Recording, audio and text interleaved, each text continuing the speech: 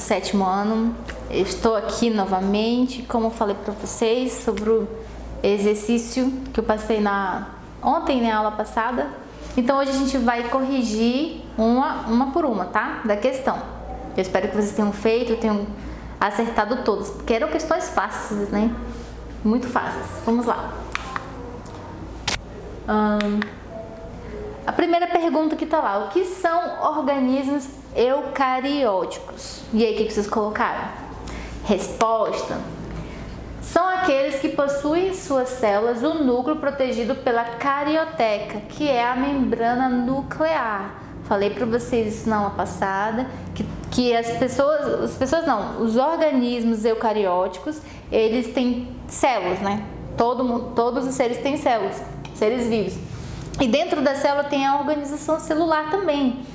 Então, os organismos eucarióticos, ele dentro da célula tem um núcleo. O que tem dentro desse núcleo? Tem um material genético, né? E ele é protegido por uma membrana, que é a membrana nuclear ou carioteca. Ela é parecida com a membrana da célula por fora, mas no caso a carioteca ela é específica para proteger o núcleo dentro da célula. Ela é uma célula mais organizada. Ali pelo citoplasma ali vai ter outras organelas e tudo, mas essas células elas têm um núcleo separadinho, bonitinho, guardadinho por essa membrana que é chamada carioteca, ok?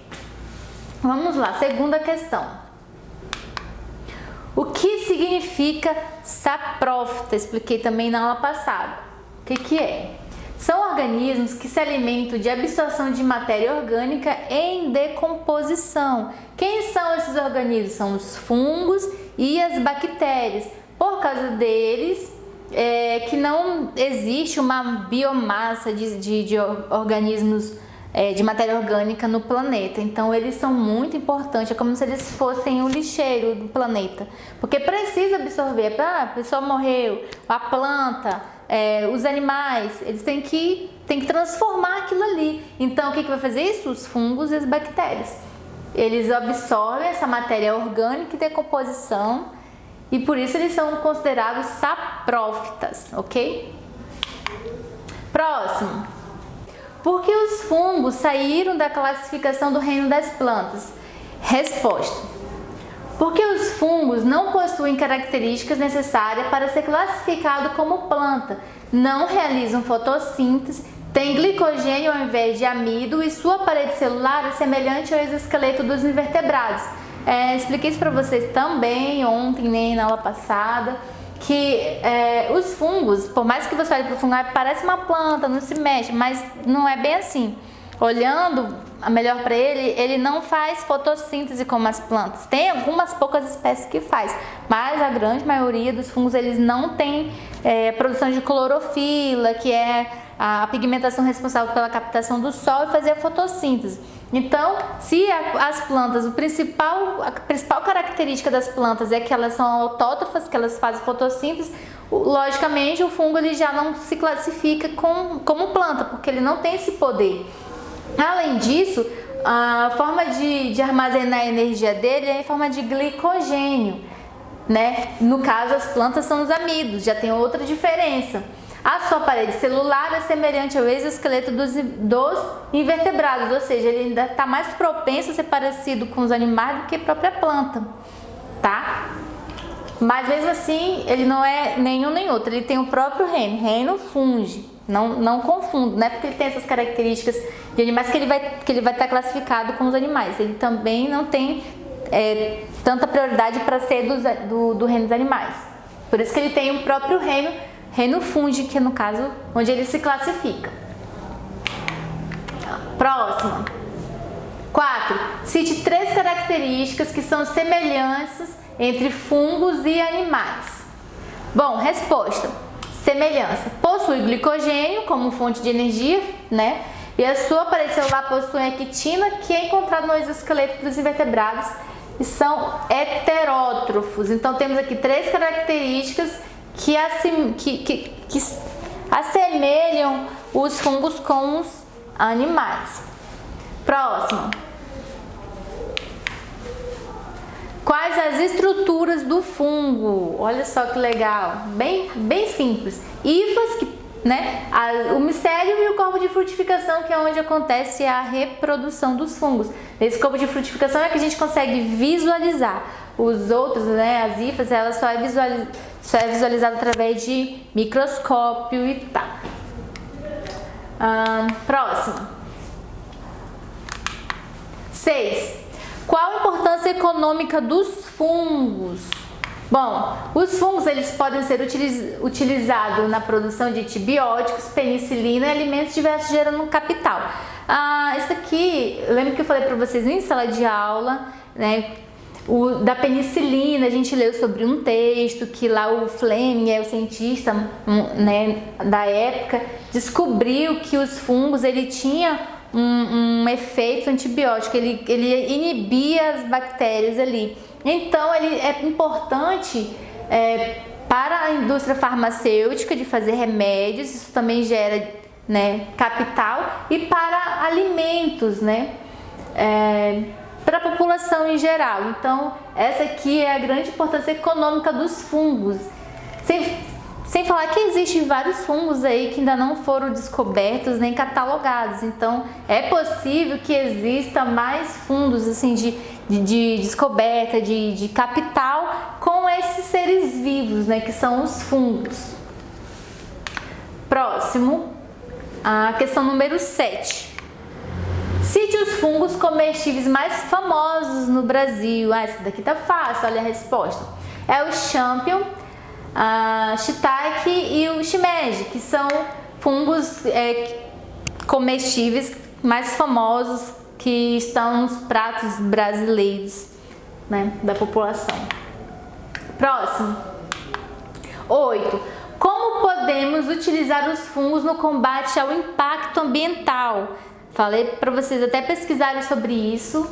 É muito interessante isso daí, porque ele pode ser utilizado com biorremediação para retirar do local do impacto substâncias nocivas ao meio ambiente. Então, isso aqui tem a ver com a biorremediação, de você utilizar o fungo para retirar aquela substância que gera impacto ambiental.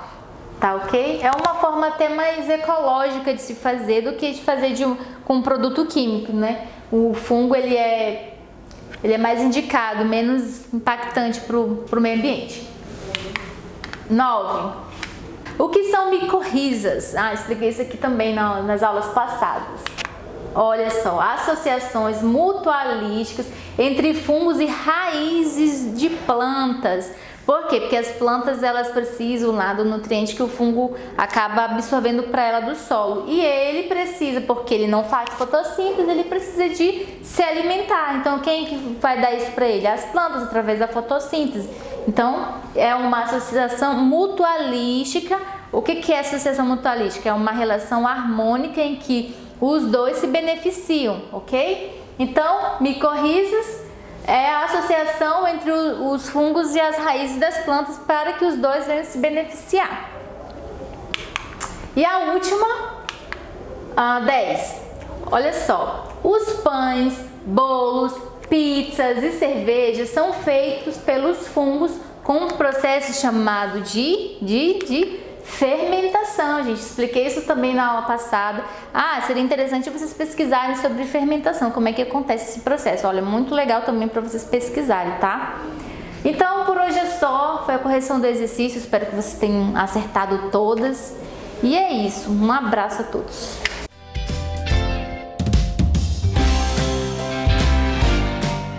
Olá, sétimo ano. Tudo bom com vocês? Como é que foi a semana de aula? Espero que tenha sido boa, hein?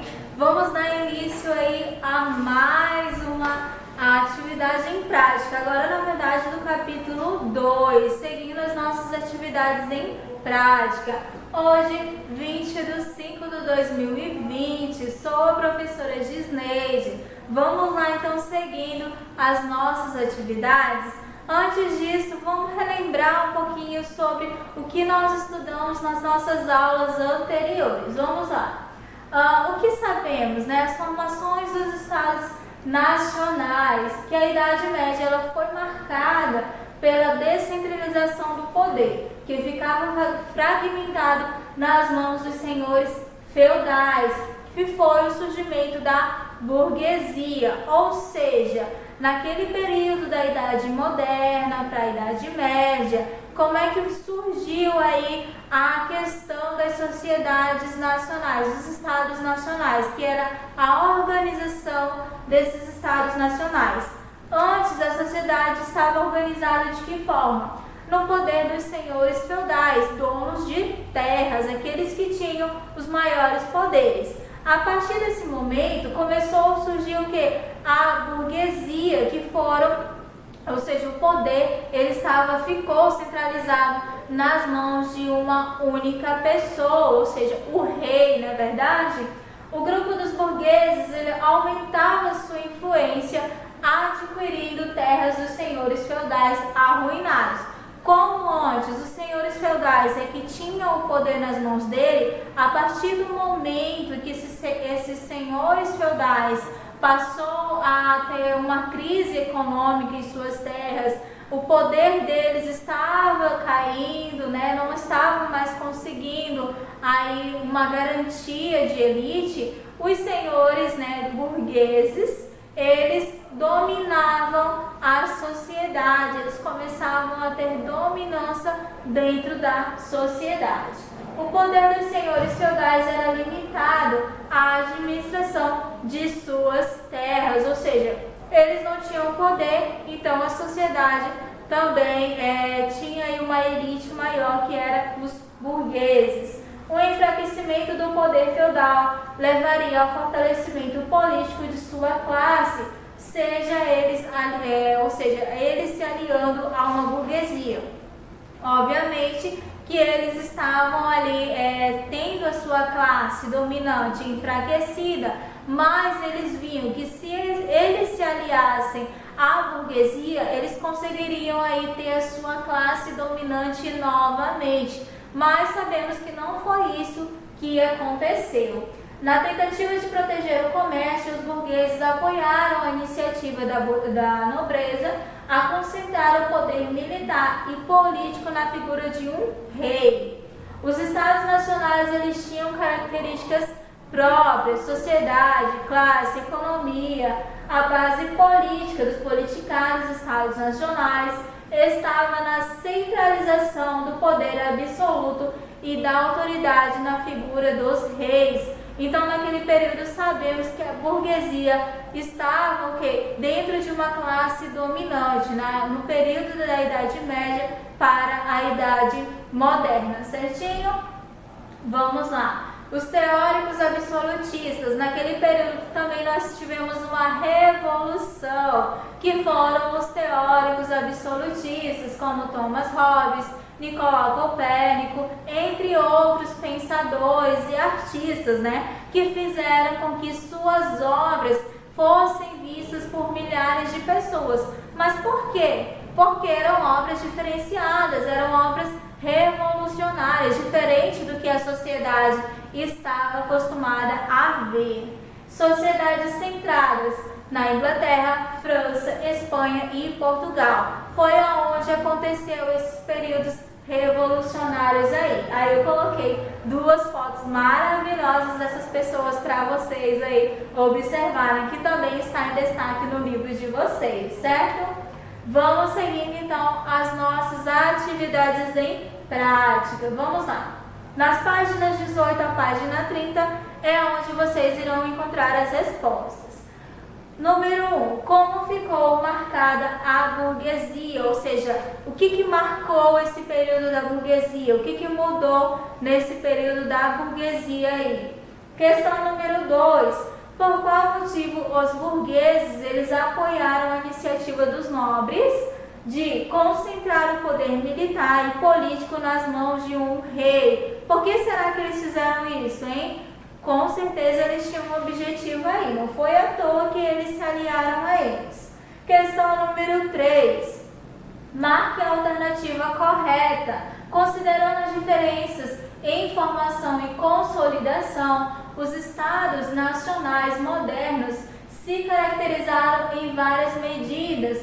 Dentre elas está, quais foram essas medidas em que os estados modernos do período da Idade Moderna, Inglaterra, França, né, esses países, na centralização aí das mudanças políticas e sociais, o que foi que se caracterizaram aí? O que vocês viram que ocorreu essa mudança? Onde é que foi o ponto que a gente viu que ocorreu a mudança aí? Menor cobrança de impostos, formação de um exército dependente, cobrança de impostos reais para cobrir despesas, ou todas essas questões estão erradas? O que vocês acham aí? Então, façam a leitura do texto certinho, copiem também no caderno para poder responder, certo? Vamos seguindo então.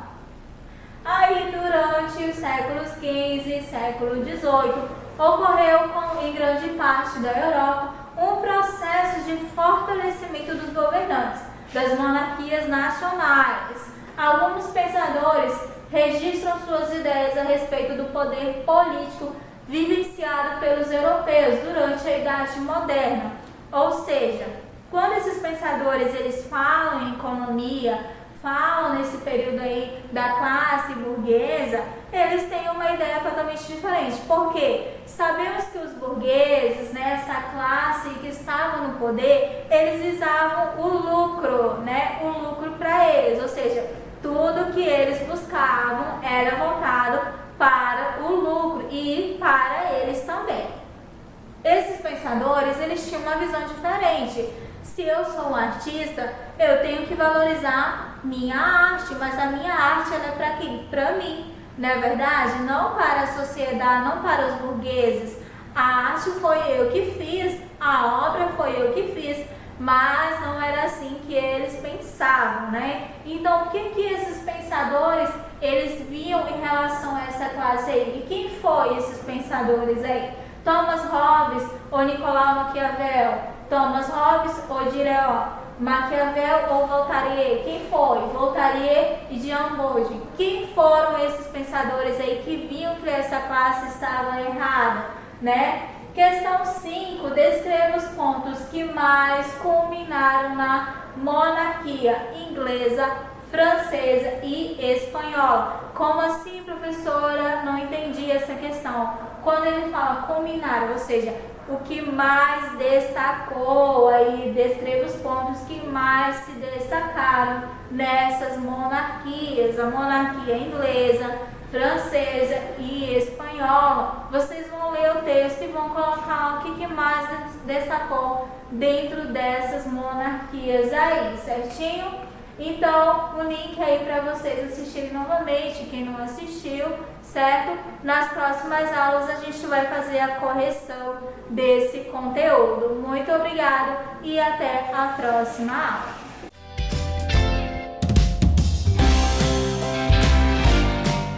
Hello students, good morning, good afternoon or good evening, alunos aí do 7º ano, tudo bem com vocês? Pega lá o livro de inglês porque hoje a gente vai finalizar alguns conteúdos do capítulo 2, então já sabemos aí o que a gente vai fazer hoje, capítulo 2, né?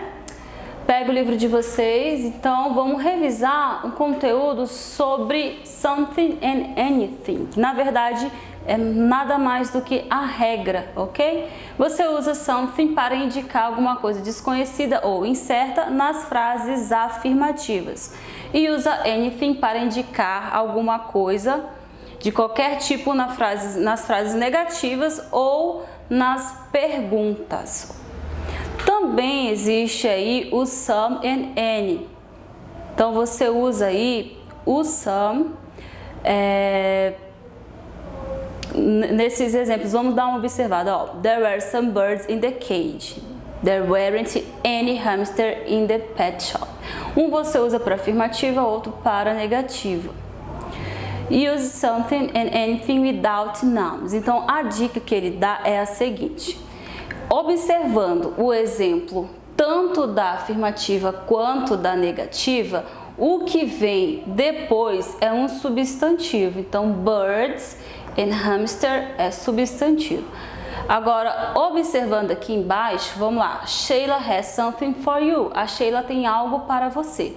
Então, a palavra seguinte, something, não tem aqui um substantivo.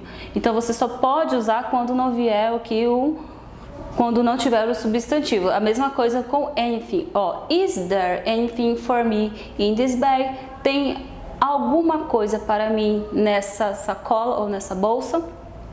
Então não tem um substantivo, é uma das dicas. Por quê? Porque vai vir aqui o exercício da página 33. Na página 33 vai trazer isso daí, que você vai completar com um dos 4 cada questão. Então eu tenho aí A, B, C, D e E, que você vai ter que entender se trata de uma pergunta, é afirmativa, é negativa, tá vindo um substantivo na frente. Então, tudo isso aí, ó, é regra para você saber como completar essas frases. Dá um pause, pensa direitinho, se tiver alguma dúvida, volta, porque eu tirei essas regras aqui justo do livro de vocês. E fora que teve exercício da semana passada que vocês fizeram com essas regras. Então, não tá difícil. Dá um pause, responde com calma, que a teacher já vem para correção, ok?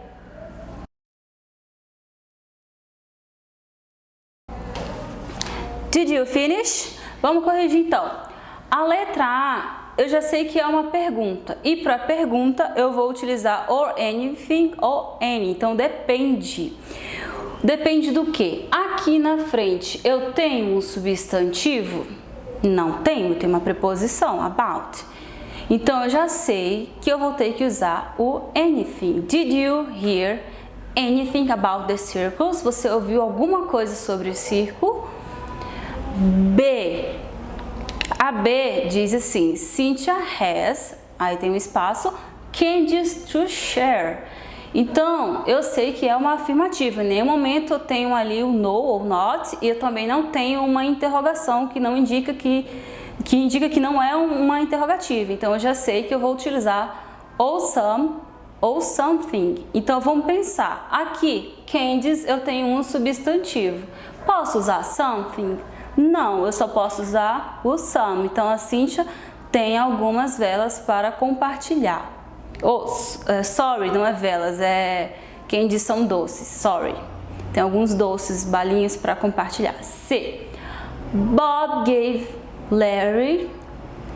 Aí eu tenho aqui um adjetivo, beautiful.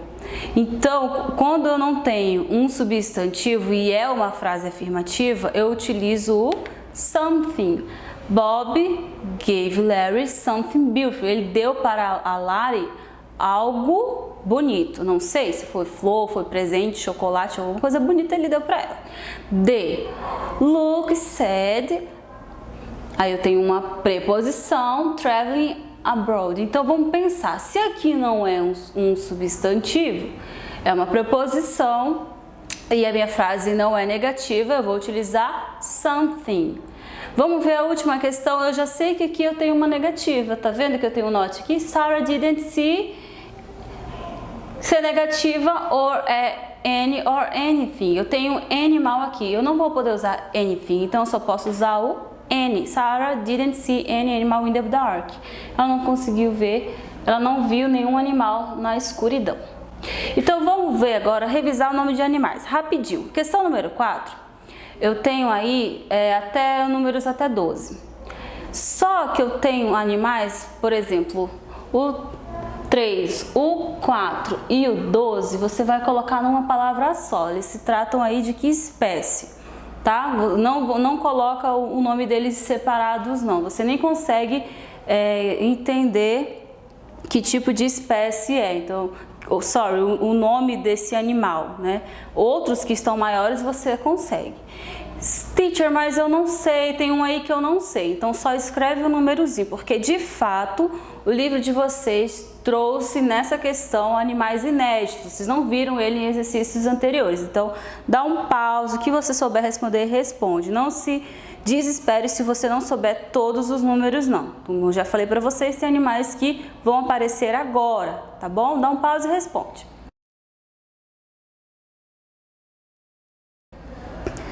E aí, did you finish?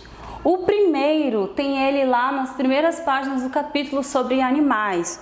O primeiro deles é o Wild Dog, que é o cão aí selvagem, não é um cão domesticado, a gente está falando de animais selvagens ou, em alguns casos, em perigo de extinção, é o Wild Dog. Se você escreveu só Dog, tá errado, então tem que colocar o Wild na frente. Número 2, o número 2, eu acredito que vocês não saibam, porque não viram, até coloquei ele de vermelhinho aí, que é o Bull, que é o touro, tá? Ele é o touro. O 3, o 4 e o 12, você vai colocar eles numa espécie apenas, que são os birds. Nem são selvagens, né? Assim, eles podem se considerar assim nesse capítulo, porque a gente fala também de animais em extinção. Então, quando a gente fala de animais em extinção, a gente sabe que tem aves que estão em extinção. Né? Tem gente que cria bird, então ele também é considerado um pet, animal doméstico, mas nesses casos aqui, dessas imagens, não são. Continuando, já foi então 3 e 4, né? Então vamos para o 5. A imagem 5 ali, leopard. 6, quem é o 6? Elephant.